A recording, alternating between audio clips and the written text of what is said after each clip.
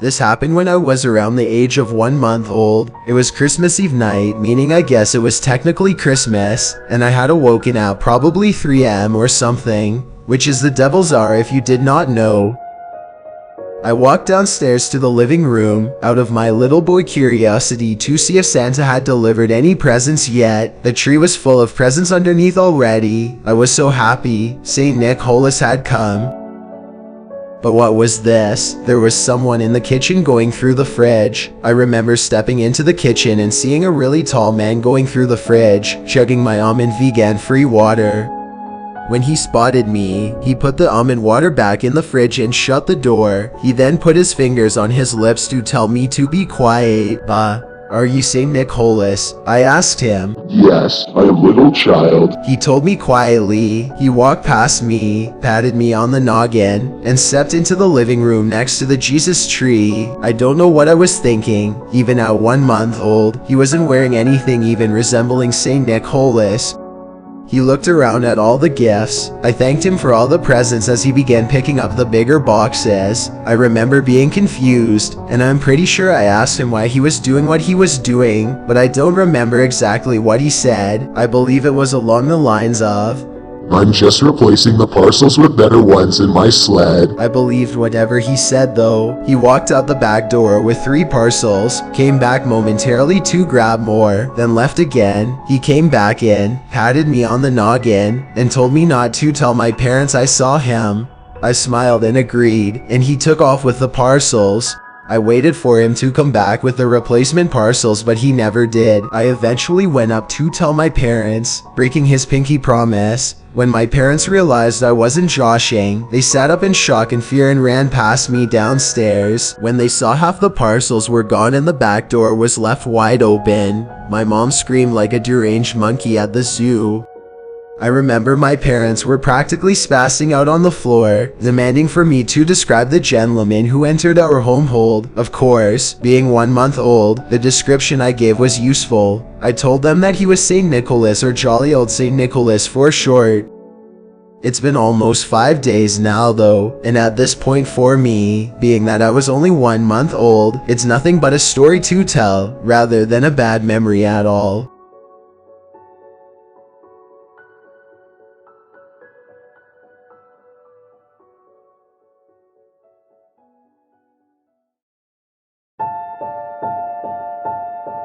It was a cold December night, a week before Jesus Mass. My family always does Jesus Mass in our Among Us house. The Among Us village is always quiet this time of year, as a large chunk of the real estate there is owned by fat people who have 2 or 3 other McDonald's elsewhere in the country. My dad and I were at the house first, prior to the rest of my family, as my brother had to work until the next day.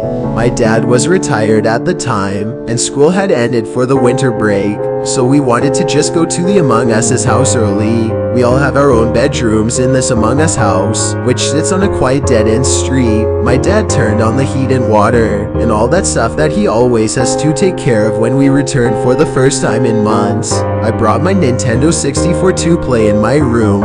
I spent most of the first day there playing video games like Mario, which is voiced by Chris Pratt, who says the famous line, "It's a me, I'm Mario." On that first night we were there was a big snowstorm. Another reason we wanted to arrive early was to avoid the stupid fat traffic. The next morning, when I woke up and went to the kitchen, my father asked me if I built a stupid fat snowman. I responded, "What do you mean?" He said there was a stupid fat snowman in the backyard. I went to look out the window and there was at least 2 feet of fresh snow. There was also a stupid fat snowman sitting there in our backyard. It had 2 human arms, forearms that were angled up. It had eyes and a smile on its face carved into the head. The eyes and mouth were facing the window. I said to my dad, "I didn't construct that stupid fat snowman." My dad said, "Must have been the wind." He thought it was just a prank by the neighborhood prankster. As a result, I did as well. The next night is when things get bad. I was sleeping in my bed when I awoke. I woke to the sound of a thump on my window. I was terrified. At first, I pulled the blankets over myself to hide from whoever might be out there. But after 5 minutes, I started to wonder if maybe it was snow that fell off the roof and blew into the window. I got up to peek out the window. I screamed because, at first, I thought what I saw was a person, but it was, in fact, another stupid, ugly, fat, horrendous, gay snowman standing outside my window. There was a gnarly frown on this one. Instead of a smiling face, I screamed for my dad, and he came running in. I pointed at the window, and this time he wasn't amused. He said he would go next door in the morning and give the prankster a massive whooping. I slept in my room the rest of that night. The next morning, my dad went next door and rang the bell, but the prankster wasn't home and there were no cars in the driveway. That meant that the prankster was dead. That was the only nearby house with pranksters in it. But so this didn't exactly help to explain the stupid fat snowman situation. Nothing else happened until the night of Jesus Mass Eve. The rest of our immediate family, plus all 100 of our grandparents, were now in the house. We were in the living room. This was before supper, when someone knocked on the door. It was already dark outside. We weren't expecting any other family. I began to feel anxious. My dad went over and asked who it was. Someone on the other side of the door started saying, "Please let me in, Derek is coming." The door has no peephole windows. My dad asked what was wrong, and the person on the other side stated, "I have no one to talk to. Please assist me before Derek comes." We all looked at each other now, and we yelled at him in unison to please leave before we called the police. The person on the other side said, "Okay, I'll leave. Please don't call the police." We never opened that door. We instantly tied this to the creepy, stupid, fat, gay snowman. We knew it had to be connected, and we were right. On Jesus Mass morning, there was a note taped to our front door, and it said, "To the best of my memory, I just wanted to have a little fun. I built the stupid fat snowmans for the boy in the house. I don't have anyone to spend the Jesus day with, and the Derek is coming. In one way or another, I think whoever left that note on our door and built those two fat, kid, ugly, fat, gay snowman was mentally ill or was stupid fat. It's very unlikely that it was meant to be a joke considering he came to our front door. I think he was a terrorist, and even if he wasn't inherently hostile, the fact that he did what he did is just enough for him to be considered somebody none of us wanted to meet.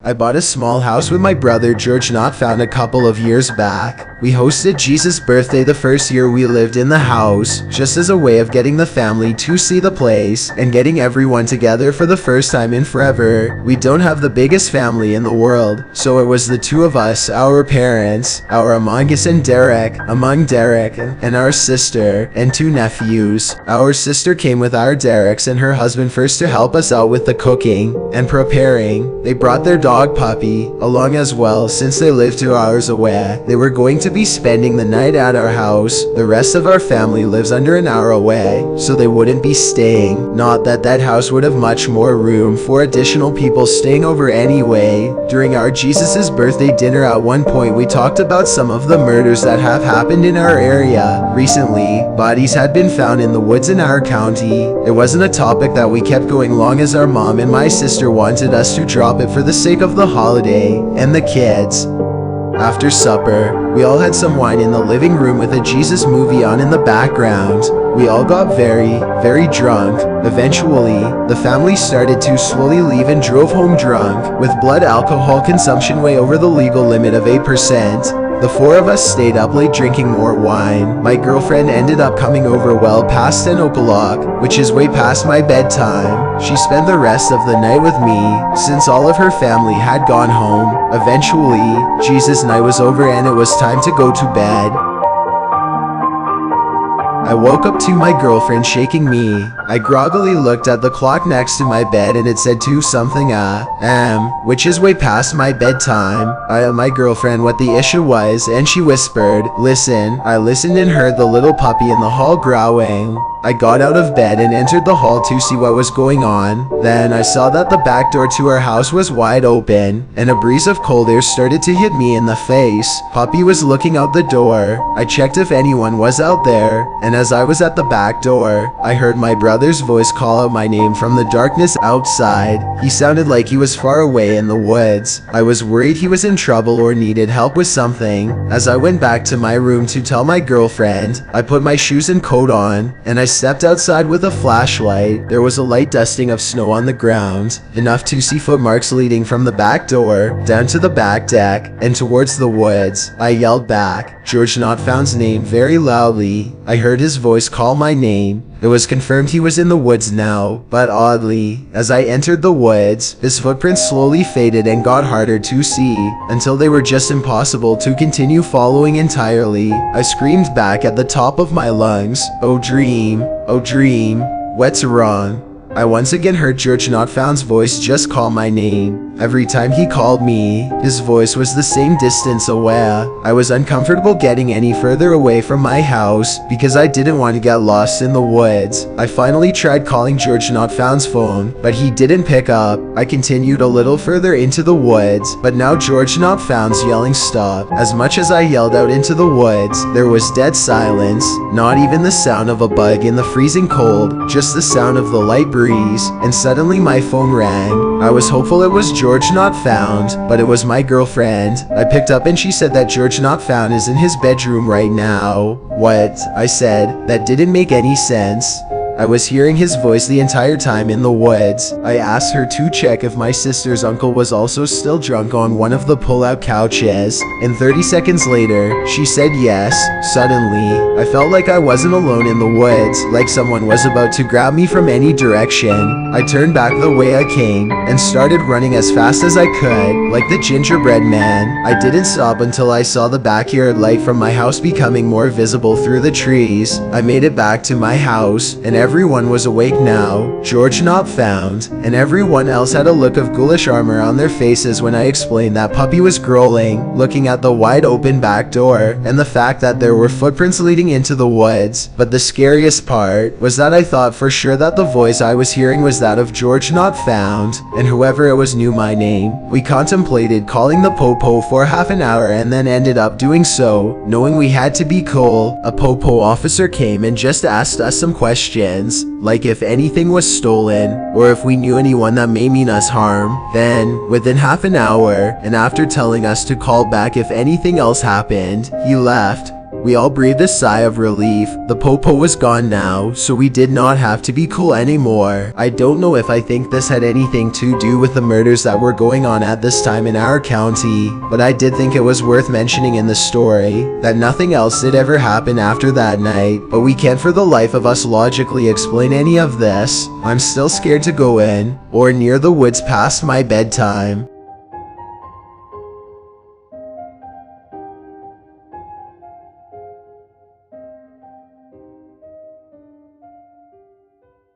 I love to hike in the winter, almost as much as I love Beetsover. I know that seems really odd to some people, but it's actually not weird at all to me. There are definitely advantages to hiking in the winter. Mostly, I hate sweating, and I almost never sweat when I am hiking in the winter. You can also build snow derricks with the snow, which makes me happy. I mean, there are disadvantages as well. There is a lot of wildlife that you can't see because it is hibernating. Plus, all of the non-pine trees are completely bare of leaves. I've been hiking in the winter for a very long time. I still do it now, despite a really ghoulish experience I once had when I was a teenager. I just don't hike in the area that the experience happened anymore. My parents got divorced when I was pretty young. It was a really congenial divorce and I went to live with my mom in Lego City. However, a few times a year, I would go and stay with my dad in the woods. He had a huge alcohol addiction. He was very, very abusive. The year that this happened, I was on winter break from school. My parents decided it was okay that I spend the entire winter break with my abusive father. I was the happiest kid in the James universe. I mean, my dad, of course, did not get the entire winter off.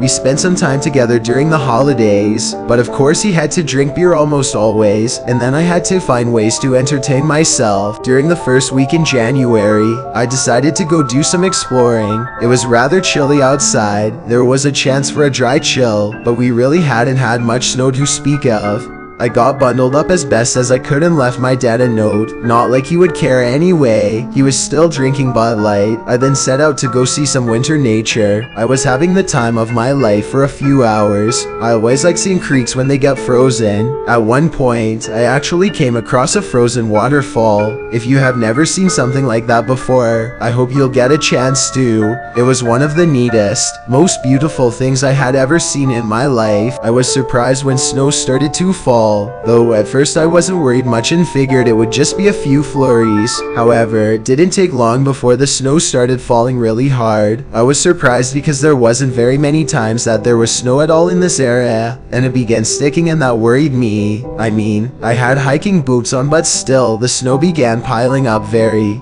fast, and in a very short time it would be very difficult to walk in, and I could start to get a dry chill. As I trudged through the snow, I once again began getting concerned. It just fell harder and harder and my visibility became impaired. There was no way to orientate myself because everything began to look like nothing but a bunch of white. I was really beginning to get worried, so I began looking for some shelter that I could use to wait out the storm. I was expecting maybe a cave or something that could stop the effects of the dry chill. I felt very relieved. However, when I came across an old building, it wasn't huge, like a barn or anything. I guess it was just an old house, although I think it was really weird to get to see such a place out in the middle of nowhere. I tried to open the door and it was pretty solidly shut. I grabbed the handle, put my foot on the building and tried to pull the door open. Finally, I was able to pry it open. I went inside the small home and closed the door. I was positive that the snowstorm would end eventually, and now I was safe from a dry chill. The inside of the building was really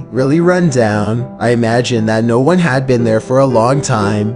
I thought I'd take the time to go and explore it. I walked into the bedroom and stopped in shock. Laying on the bed was an abomination of nature. It was skinny, with its skin looking like fried chicken. It moved a bit when it saw me and its back was hunched over, like the hunchback of Notre Dame. The creature had the nastiest, obnoxious voice. It told me to get out of its house. Fumbling out of bed, the beast made its way to its dresser where it stored its M1 Abrams tank. I wanted to apologize for trespassing, but I didn't want to get shot by a tank either, so I quickly ran out of the room. Knowing the savage couldn't follow me, I ran back out in the blizzard. I did not care if I got a chill or not. I wanted to get as far away from that strange little house as possible. When I was running, I could hear the creature shrieking. It took me a very long time, but I did eventually make it home. I was cold and soaked from the snow and it took me hours to feel comfortable again. I somehow managed to not get a chill though. I told my abusive dad about what I saw and he dismissed it as a lie. He then told me to get him the 6-pack of beer in the basement. He then said that I should have died from that beast. I thanked him for his advice and I will never trespass again.